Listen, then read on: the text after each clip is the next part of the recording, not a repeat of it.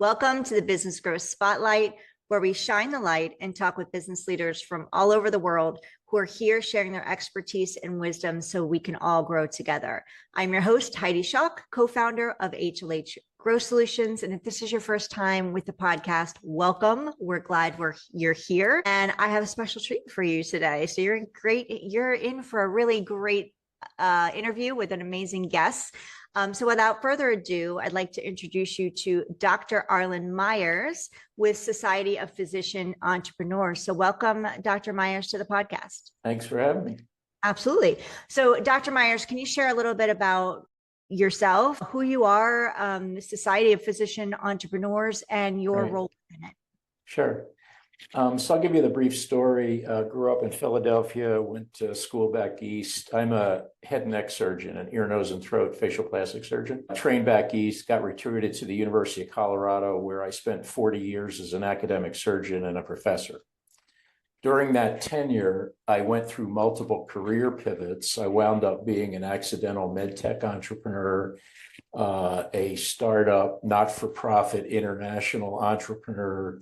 I did a lot of education, entrepreneurship, et cetera, et cetera, et cetera.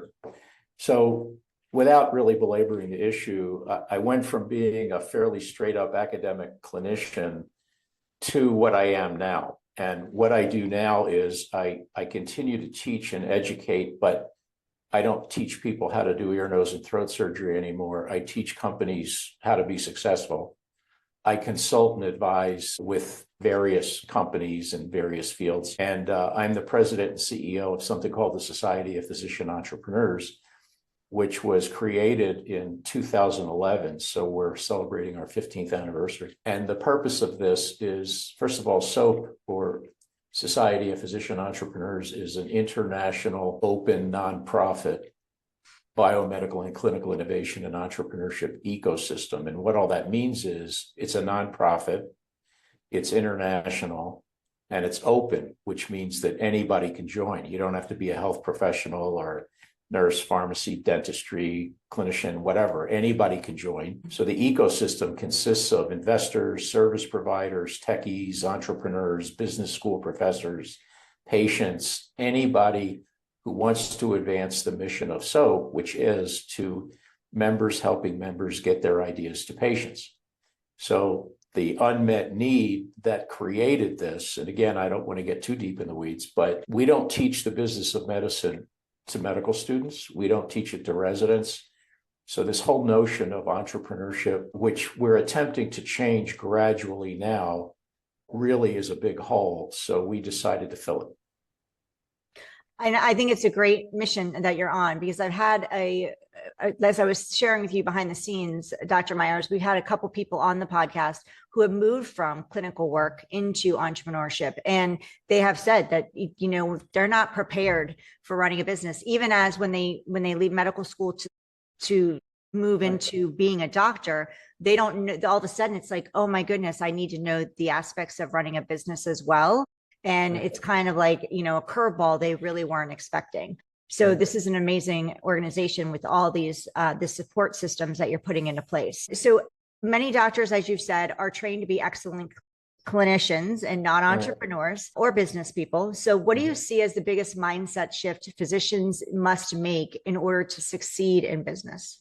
Right. So there's the clinical mindset and the entrepreneurial mindset are pretty different, but there's a lot of commonalities. And just to back up a bit, my notion of entrepreneurship, and if you ask 100 people, you're going to get 100 different answers of what is it.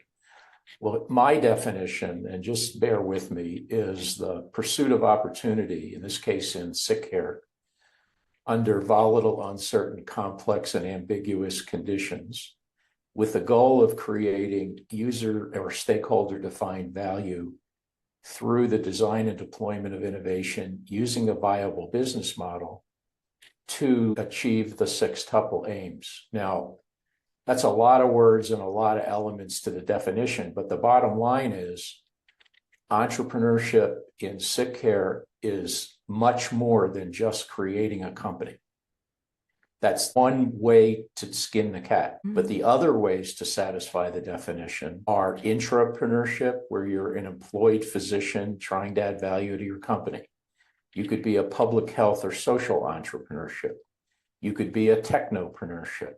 You could be a medical practice entrepreneur. In other words, what we used to call private practice. You could be an educational technology entrepreneur, or you could get into a service provider as a support element, and more doctors are getting into venture capital and angel networks and investment banking and wealth managers and all that other stuff. So I've had the good fortune, serendipitously, none of this was planned, to wear all of those hats. As a social, I was in private practice. So again, without going into the details, unless you want to, I've made a lot of mistakes in all of those roles.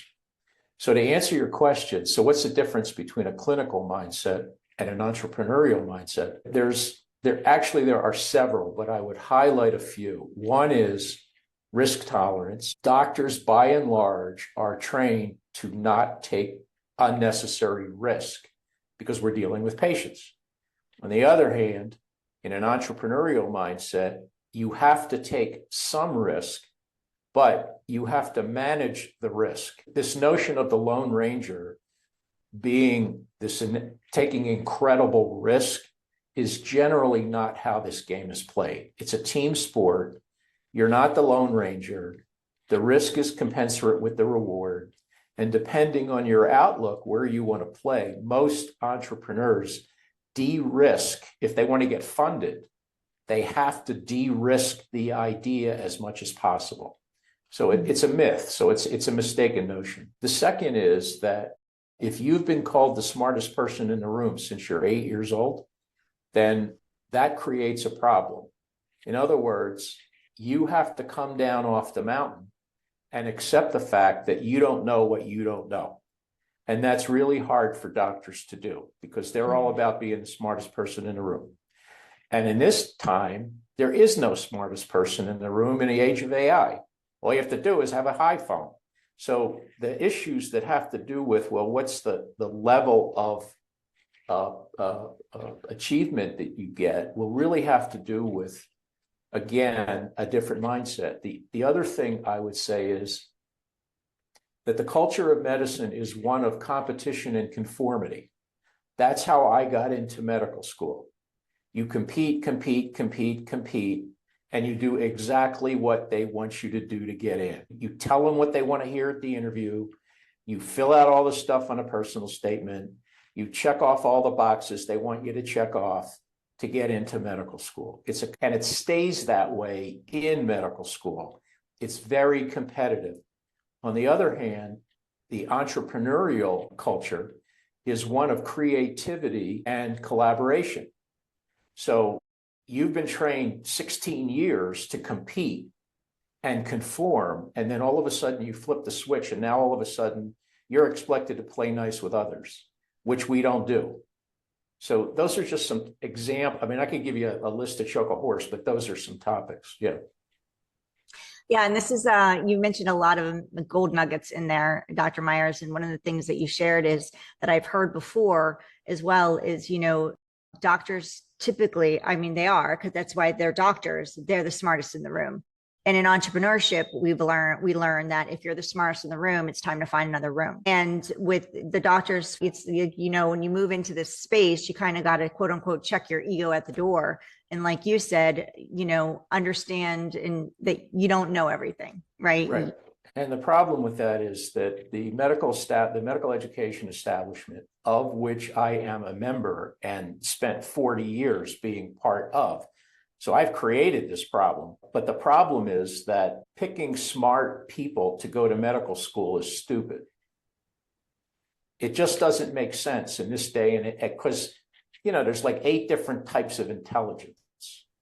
And the smart, unquote, that we define are how much can you memorize and spit back on a test. That in this day and age, that just doesn't cut it as far as I'm concerned.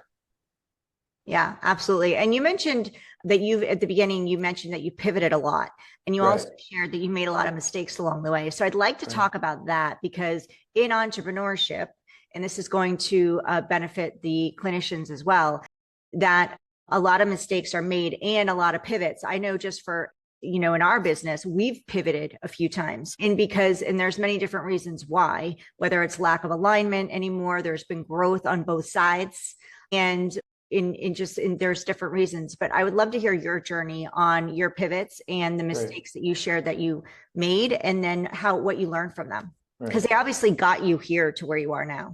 So first of all, I have a failure resume that could choke a horse. So the message is fail often and learn something. Otherwise, you just wasted 8 years or 10 years of your life. So, it's really just about taking shots on goal and missing and just learning from the misses. And I don't mean your wife, although that's a good idea, meaning from the misses. So I'll just give you a little story. So when I was in an full-time academic role, because my specialty is ear, nose, and throat surgery, I did a lot of head and neck cancer stuff. I subspecialized in oral cancer. So again, short version, myself and a bunch of other people came up with a gadget that optically detects cancer in the mouth. So it was a gadget. It was like a Geiger counter for cancer in the mouth. And if you have something funny, we shine it in your mouth. If it lights up and it turns green, you're good to go. If it turns yellow, we're not so sure. If it turns red, then we're worried. And that was the basic idea. So we, in fact, created the gadget. We went through all the rigmarole. Now, remember, I'm at an academic medical school with a traditional tech transfer process. So we went through all that business, and the patent, the gadget never got over the goal line. We could never actually produce and sell this thing. So what has I learned from that? I learned that every white coat thinks they have a great idea, including me. I learned that most of those ideas are just basic research and science projects and are really not commercializable products or services, certainly not a business. I also learned that even if you had a good idea, and again, all of these things applied to me at this stage of the game, even if you thought you had a good idea and it was a good idea, you wouldn't know where to do with it. You wouldn't know where to go. You wouldn't know where to get money. You wouldn't know sales and marketing. You wouldn't know product development, reg affairs, the whole thing, which was me. And finally, you're not going to learn that in medical school. They're just the educational resources. Now, remember, this is it's, 20 years ago, something like that. So at that point, most people in academic medicine couldn't spell entrepreneurship, let alone do it. So I'm figuring, okay, I'm going to run around and try to find these people to help me. I was clueless. I didn't know where to go. And I just couldn't I kissed a lot of frogs and I couldn't find my prince. So I decided, along with some other folks, to fix the problem and create the Society of Physician Entrepreneurs to fill the gap. Now, where are we now? Are we making any progress? Ish. We still have a long way to go, although I must admit that, and maybe you've had this experience in interviewing some other guests, that physician entrepreneurship is kind of going mainstream, and there's several reasons why, and we can talk about that. Yeah, let's go into that, because it's expanded. It's grown a lot in just like the past, say, 10 years. Right. So what have you seen that with the growth, what trends or do you believe are driving more doctors to build companies, products, just like you were creating, and innovations outside of the traditional clinical settings? Yeah. So there's two basic reasons why doctors do this. That is pursue physician entrepreneurship, if I defined it. One is because they want to. The other is because they have to. They want to for a number of reasons. They're grumpy, they're unhappy, they don't like practicing medicine anymore, they're fed up with the system, they're seeing their salary eroded, they're seeing their professionalism and lack of agency increasing. So they're saying to themselves, I need plan B. So there's the push. Now, in some instances, that's the want to. The have to are the dreaded D's. In other words, disability, divorce, you lose your license, a death or disease in the person or a family member that necessitates caregiving. And we see a lot of that on both sides. Entrepreneurship by necessity is a more difficult road to hoe. That is the people that have to. And the reason is because in order to be successful in this, you have to have very, very strong intrinsic motivation. It can't be, I need to do this because I have nothing. I gotta do something. I gotta make a living. But you're not internally motivated to think about it until you have to. When it comes to the want to, the same applies. You can want to do this till the cows come home, but if your head isn't screwed on, it's not going to work. So you have to have really strong intrinsic motivation to do this. Money won't get you there. It'll, it just doesn't work over the long run. I mean, this is a long, hard road. I mean, I've been doing this for 20 something years and we're not even famous overnight yet. So it's a question of sticking with it and persevere, all that you can call it grit or whatever, which I think is kind of stupid, but that's what it is. So those are the issues. So it takes a certain personality. Your personality actually doesn't make a difference. What really makes a difference is mindset. Innovation starts with mindset. And if you don't have your head screwed on, then it's not going to work. Very true. And consistency is the key, one of the biggest keys of making it, right? Consistency and courage. And like you said, we don't like the word, but grit, just persistence, I guess, is a better word. But the other side of that, the other side of that coin is you got to know when to pull the plug. Yeah, because persistence and grit turns into pig-headed optimism. If it's just a bad idea, pull the plug and move on. Now, when that's a bad idea is another conversation. But you have to have people who are willing to look you in the face and stare you in the eyeball and say, this is ridiculous. Just pull the plug, do yourself a favor and all these others' money that you're going to waste and move on. And I love that you shared that it's hard because we see on social media, and I'm sure physicians are they're all on social media, and you can see the shiny object syndrome, and as well as the people showing what's the phrase I'm looking for? Like everything is all perfect, right? They got here overnight. They created success through entrepreneurship, and in reality, it's not. It didn't happen overnight. They don't talk about the years that they worked hard to get to where they are. So I love that you shared that it's hard. You flat out said that. And it takes time, it takes devotion, and also it takes awareness to know, hey, I got to pull the plug. Now, clinicians can worry that entrepreneurial pursuits could conflict with patient care. So how do you support or coach the physician founders to balance business ambitions with also their clinical responsibilities and ethics? Right. So as I said, one of the main issues is resolving the conflict between the ethics of medicine and the ethics of business, or the ethos of either. And that's something that you're just going to struggle with all the time. Conflicts of interest. And in general, it would be nice if in a capitalist system, which I'm sorry, that's what it is. And B, sick care is a business. I'm sorry, that's what it is. But as a physician, you're supposed to put the interest of the patient first, which I think most doctors try to their best to do. In fact, they suffer moral injury when things get in the way, so they can't put the patient first. But when it comes to business, it would be nice if most businesses put the interest of their customer first. But forgive me, but I think there are a few that don't. So actually, what they're trying to do is satisfy the interest of the shareholders, which is a different issue. So there's just multiple stakeholders. And as was said many years ago, the purpose of a business is to create a customer. Hopefully, now some cynics may say, well, that's what doctors do anyway, because we're in a sick care system and it's fee for service. And the more sick people, the more money they make.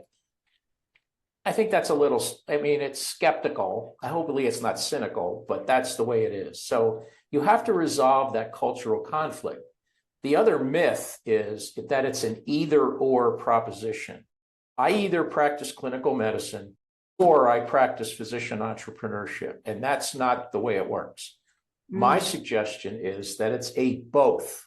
So if you are in private practice, like I was for many years, at this day and age, given the number of employed physicians and the trends away from private practice, you won't survive in private practice unless you practice medical practice entrepreneurship. I'm not talking about medical practice management. That's an operations function. Yes, you have to do it. Yes, you have to collect the money. Yes, you have to make payroll, et cetera, et cetera, et cetera. But that's not how you're going to succeed in this day and age. So again, it has to do with the mindset and the skill set and the competencies. So the competencies really are different in the business side or the clinical side, but there's significant overlap. Now, in my particular case, I ran parallel careers as an academic surgeon doing what I just described. Actually, my advice to people is you can innovate your heart out, just don't tell anybody you're doing it. Because if you are an employed physician or you're in private practice with a group, the feedback is going to be, well, who's going to cover on the weekend when you're fooling around, unquote, with your company? So, and academics encounter that all the time because it's all about the money. It's all about what is the opportunity cost of your, quote, fooling around in your RVU production. So it's still a very difficult road to navigate. I did it. It was an unusual circumstance, but a lot of people say, look, if you're just going to hold me accountable for putting points on the board when I'm trying to get this thing to a patient, then maybe I need to sort of figure out how to get out of here. And that's basically what happens. So it's another driver. The people, the doctors in the system would love to do both, but they can't because the system prevents them from doing it. So you mentioned a couple of times private practice and medical practice in entrepreneurship. Can you share what the difference is? Yeah, well, I mean, the differences between medical practice management and medical practice entrepreneurship. Medical practice management means you have to have the systems and operations in place to run the practice.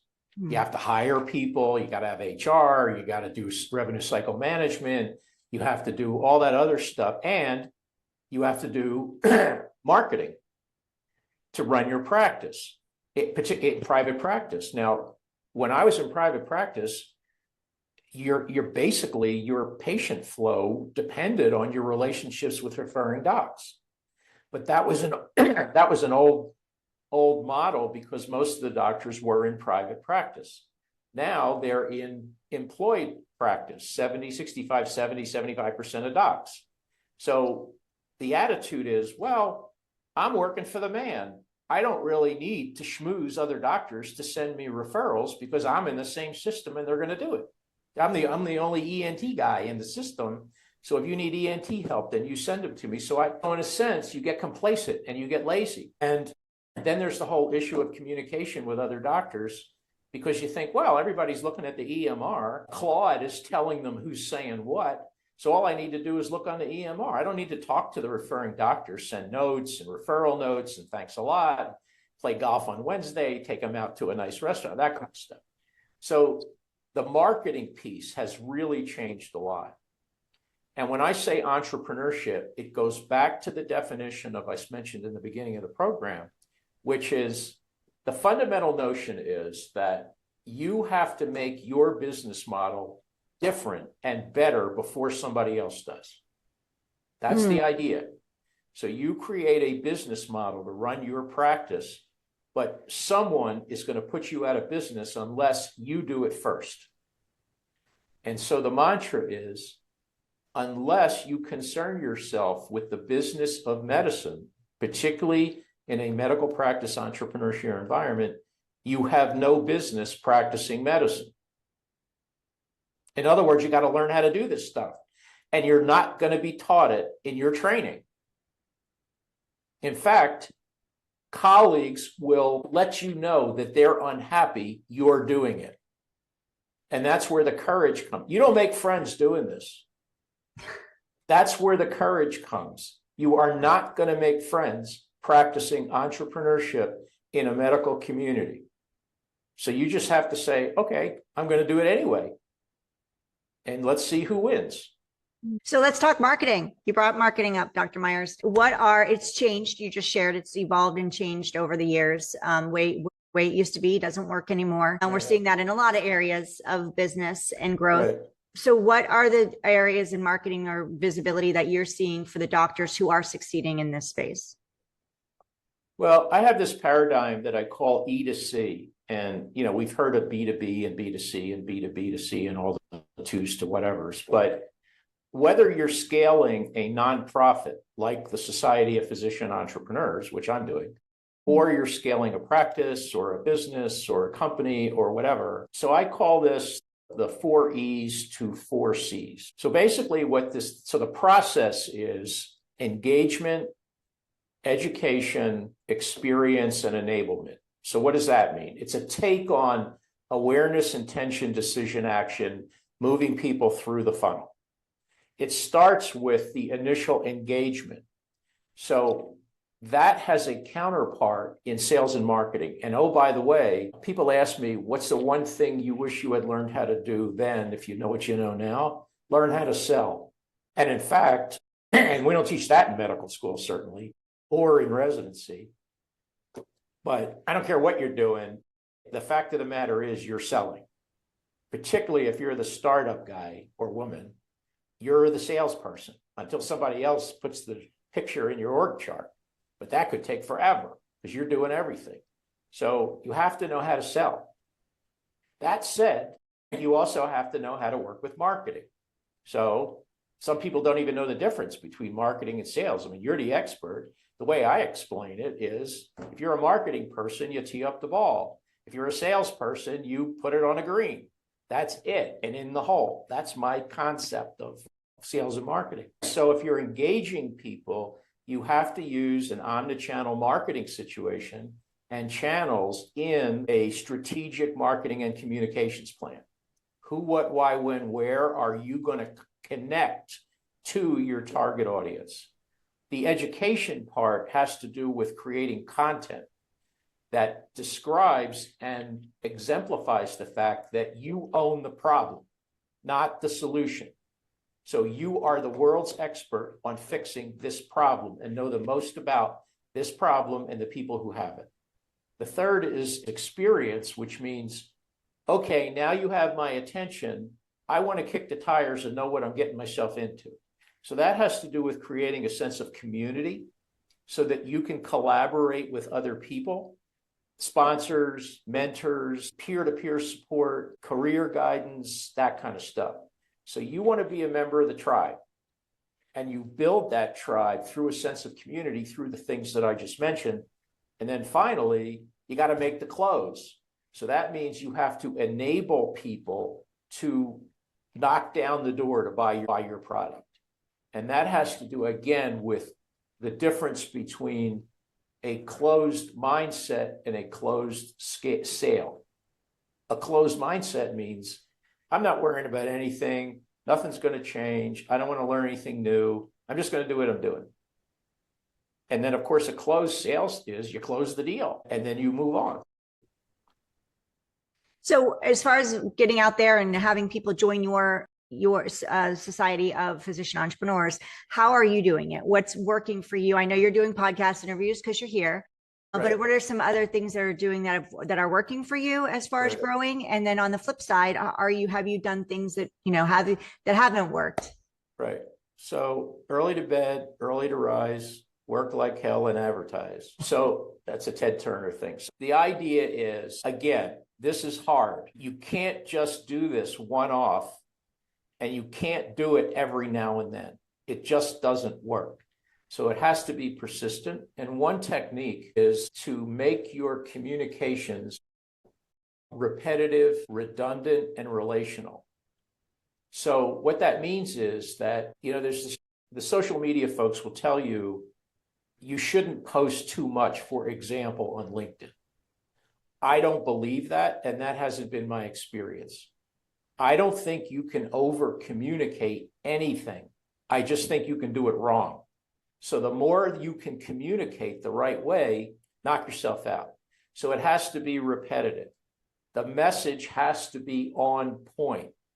The value proposition has to be very scripted, and you cannot deviate from that value proposition. People just can't make it up. Here's the value proposition for our customer, and anybody that works for me has to say the same words, including the CEO, which is a problem because they wander. They don't stay on the script. So it has to be repetitive. It has to be redundant, which means you're going to send this message out on social media, on podcasts, on LinkedIn posts, anything you can think of, WhatsApp chats, I don't care what it is, but you only have 24 hours in the day. So you got to pick your channel.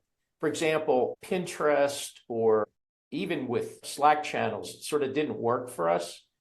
WhatsApp chats seem to work better. We're pretty heavy in LinkedIn. I do a bunch of these podcasts. We do a bunch of videos and put them up on YouTube. So it's really a very targeted communication to the audience. And then finally, it has to be redundant, relational, which means this podcast that we're doing now, I'm hoping you're going to send me the link because we're going to put it up somewhere. You're going to splatter it all over the internet. I'm going to take that link and splatter it all over my internet. And it's going to lead back to the SOAP website, relational, and it's going to lead to all the other stuff that we provide. And then there's going to be the ask and the action item, and that is going to be join SOAP or buy my product or ask for a free demonstration or a demo or something to get you more engaged and move you through the conversion funnel. So that's a lot of stuff. All that takes people, time, effort, thought, strategy, but at the end of the day, it's about execution. And you got to have the right people to do it. Absolutely. And understanding it's not going to happen overnight, especially if you're starting out, know that there's going to be there's a process and a time. Right. Real quick before we wrap up and you tell us how we can get involved with SOAP and also what, when people join, I want to know what that process looks like. I want to touch on AI because it's here. It's not going anywhere. It's here to stay. And it's moving fast in healthcare, often faster than regulation or adoption. So from your perspective, Dr. Meyers, where do you see the real opportunities for physicians to lead AI innovation or use AI rather than just react to it? Well, top line, I don't believe that artificial intelligence is even close to solving sick care. And by sick care, I mean, we don't have a healthcare system. We have a siloed sick care system of systems. So we don't have that's masquerading as a healthcare system. The latest figure that actually just came out today was that last year, we, the taxpayers, we are the single payer. Nobody else gives money for this. The so-called they just spread it around and take their cut on the way. But the money comes from you and me, taxes and withheld wages. So there's this pot of money, and then a bunch of folks spread it around and take their cut.